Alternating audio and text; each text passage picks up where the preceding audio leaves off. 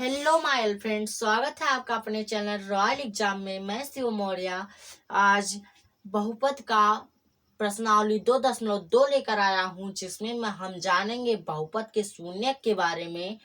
पहले हमें जानना ये जरूरी है कि बहुपद का शून्यक होता क्या है। तो बहुपद का शून्यक वह होता है जिसके जो एक समीकरण दिया रहेगा, उस समीकरण में जो वेरिएबल होगा उसका कोई मान रखने पर, जो मान हो कोई मान रखने पर पूरा समीकरण ही जीरो हो जाए, वही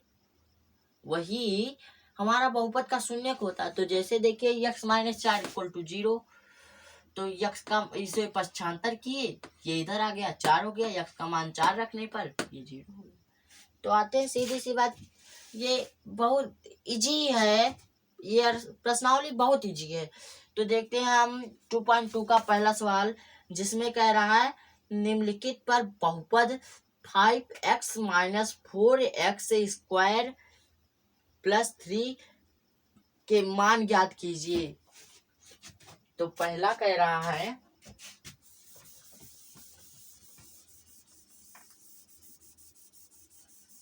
बाबू, देखिए हम देखते हैं। पहला कह रहा 5x माइनस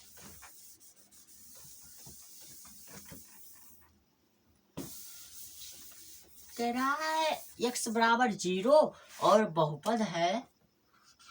कह रहा x = 0 रखिए और बहुपद जो है 5x - 4x² और है प्लस का 3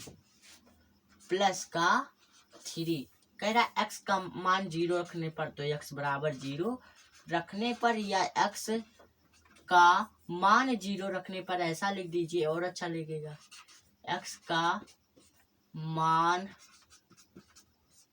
0 रखने पर, तो देखिए 0 रख दीजिए। 5 0 माइनस 4 0 का स्क्वायर प्लस 3।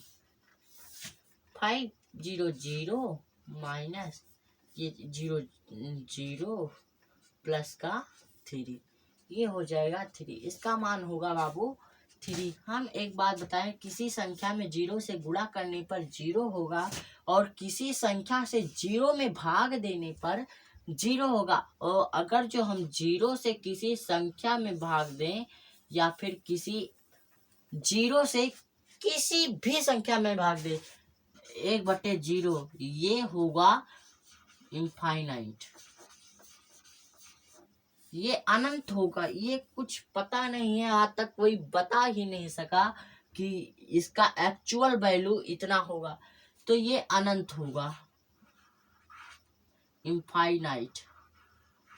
तो बाबू एक बात समझ लीजिए कि अगर किसी संख्या से 0 में भाग देंगे, किसी संख्या से 0 में भाग देंगे, तो उसका वो आंसर जो होगा, भागफल जो होगा 0 आएगा। लेकिन अगर किसी संख्या में 0 से भाग देंगे तो उसका आंसर इनफाइनाइट आएगा या अनंत आएगा। तो देखिए यहाँ या गुणा करेंगे तो भी 0 आएगा। तो देखिए x 5 0 0 4 0 0 प्लस का 3, तो 0 0 प्लस 3, तो ये इसका मान 3। ऐसे अगले में कह रहा है कि x = -1 रख दीजिए। x = तो इतना सिंपल आप कर लीजिएगा। और कह रहा है निम्नलिखित बहुत दूसरा सवाल है। ये पहला सवाल का पहला हो गया। अब दूसरा हम लोग देखते हैं।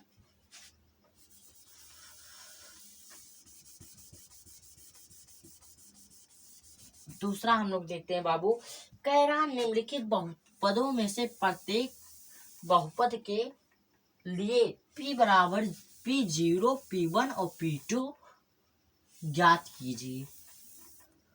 तो p0 और p1 और p2 ज्ञात करना है हमें। तो देखते हैं पहला बहुपद क्या है। 3x + 1 P X equal to 3x plus 1 और दिया है, इसे बोलते हैं बाबू अल्प विराम, जिसे कहते हैं ना आधा विराम। आधा विराम है कि नहीं, ये अल्प विराम होता है। x बराबर, ये कह रहा x equal to not equal to -1/3, नहीं कह रहा x इक्वल टू -1/3, तो यहाँ पे माइनस कर दीजिए।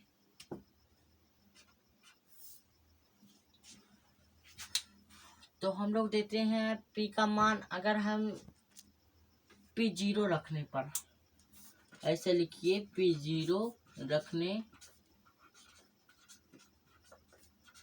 पर, ऐसा जब करेंगे तो 3 0 + 1, 3 0 0, इसका मान 1 होगा। ठीक बाबू, ऐसे हम 1 रख लेंगे तो 3 1 3 और 1 4 हो जाएगा। ऐसे हम रखेंगे 2 3 6, 1 7 हो जाएगा। 2 रखेंगे तो मैंने तो ऐसे कर दिया, लेकिन आप बढ़िया से करके लिखो के करिएगा तो बहुत अच्छा लगेगा देखने में।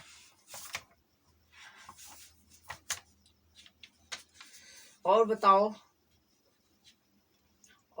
बाबू, अपने घर में कैसा चल रहा? सब ठीक ठाक चल रहा? ठीक चलना चाहिए।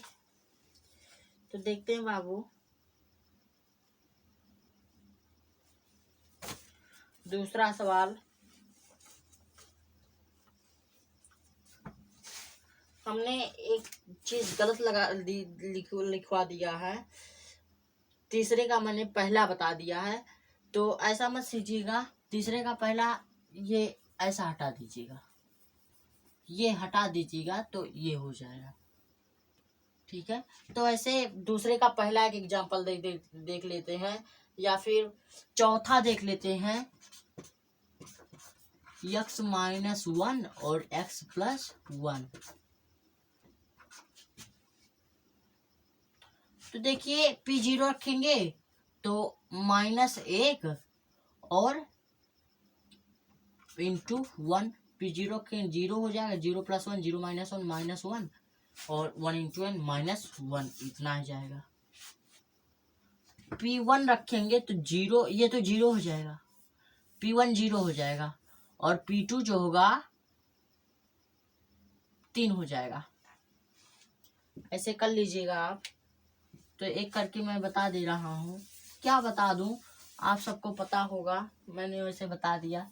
तो इन सब में कुछ है नहीं, आप बढ़िया से कर लीजिएगा।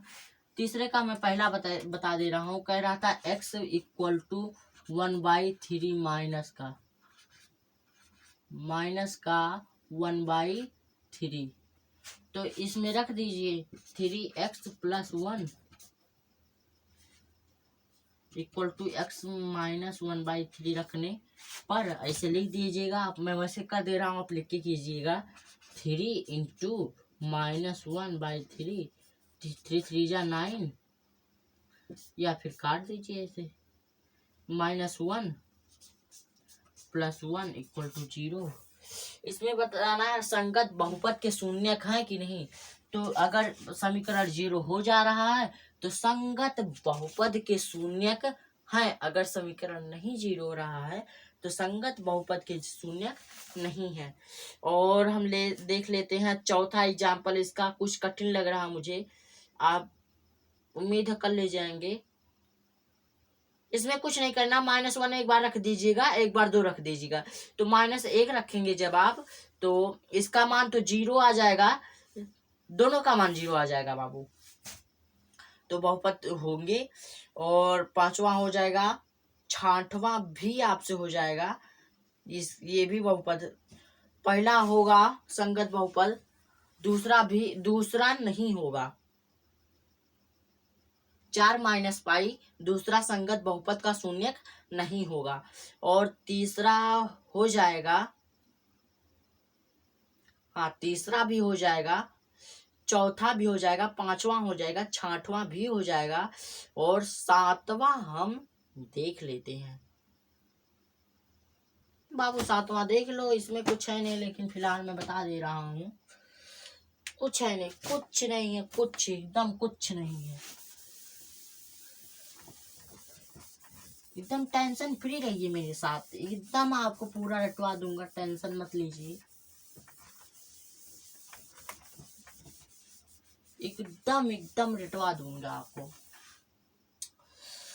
तो तीसरे का कहता हम सातवां देखते हैं। कुछ है नहीं बाबू इसमें।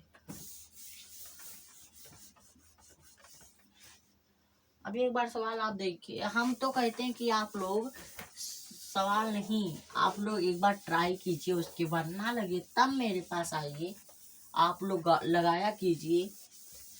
इसलिए मैं पूरा सवाल नहीं बताता, क्योंकि अगर मैं पूरा सवाल बताऊंगा आगे मुझे सारे सवाल बताएंगे, जैसे त्रिभुज के हुए, वृत्त के हुए, ये सब को सारे बताने पड़ेंगे, आप सबसे एक भी नहीं लगेंगे। अगर लगता है तो आप लोग तेज हो जाएंगे पढ़ने में। तो देखते हैं, x square minus 3x² minus 1 दिया है, x इक्वल टू 1/√2√3 और 2/√3, दोनों मान रख देंगे। अभी एक तरफ x² माइनस 1, एक तरफ 3x² माइनस 1, दोनों तरफ रख दिए 3, 1/√2√3 मतलब -1 3 2/√3 -1। तो बाबू पता होगा, अगर किसी रूट के ऊपर वर्ग लगा हो तो रूट से स्क्वायर से रूट कैंसिल हो जाता है, या फिर ऐसे कर देंगे, हाँ 3√3 इंटू √3 अगर हम करेंगे तो 3 हो जाएगा, क्योंकि आप कहते हैं ना अगर 3 इंटू 3 के पेयर में है तो एक इसका क्या होगा, इसका मतलब 9 का अंडर रूट 3 होता है, तो ऐसे हो जाएगा 3 3 जा 9, अंडर रूट 9 का 3। तो देखिए 3 इंटू 1 का तो 1 होता ही, 1 -1 ये गया, इससे एक 0 हो गया। तो 1/√3 रखने पर तो ये तो 0 हो जाए, लेकिन ये नहीं होगा, देखिएगा 3 इंटू 4/3 ये गया ऐसे 4 -1, यानी कि 1/√3 रखेंगे तो संगत बहुपद है, और 2/√3 लिखेंगे तो संगत बहुपद नहीं है। ऐसे है। अब आठवां भी आप कर लेंगे। अब चौथा बताते हैं हम। चौथा में बहुपद का शून्य ज्ञात करना है, px। मैंने देखिए बताया था, बहुपद का शून्य ज्ञात कीजिए। शून्य ज्ञात करने का मतलब यही है कि बहुपद का शून्य अगर जो कोई समीकरण दिया है उसके बराबर 0 लिखकर, हाँ उसको 75 कर देंगे, जो संख्या आएगी वही बहुपद का शून्यक होगा। तो देखिए पहला दिया जो मैंने आपको बताया था, x-4 बताया था, इसमें x+5 है। तो देखिएगा अभी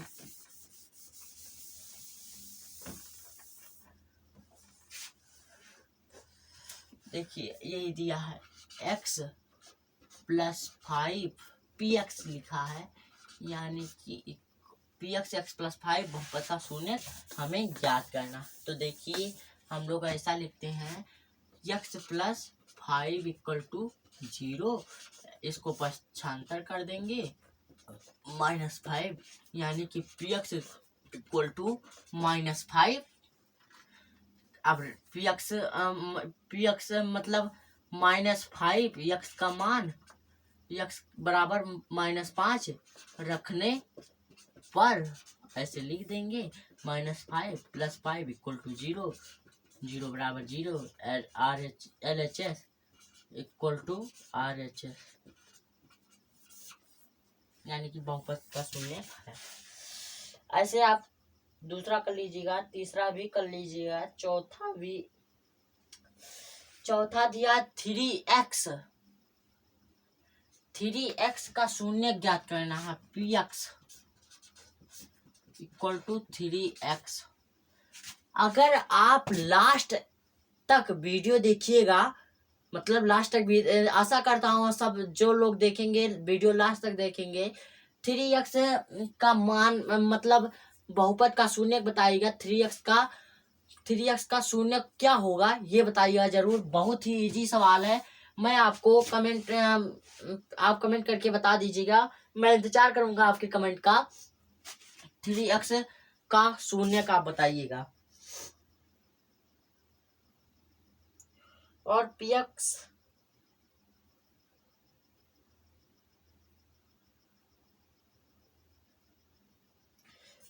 का दिया है px इक्वल टू ax, जिसमें कह रहा है a equal to not 0। a equal to not 0, x बराबर तो 0 हो ही सकता है। x बराबर 0 तो हो सकता है। x बराबर 0 रख दीजिएगा, a इंटू 0 0 हो जाएगा ये भी। तो ये भी एक्सरसाइज लगभग खत्म हो गई है। और मैं अगले एक्सरसाइज में 2.3 में आपको मैं भाग देना सिखाऊंगा। समीकरण में कैसे भाग दिया जाता है मैं ये सब सिखाऊंगा। तो थैंक्स फॉर वॉचिंग। लाइक कीजिएगा, सब्सक्राइब कीजिएगा, कमेंट कीजिएगा। जय हिंद दोस्तों।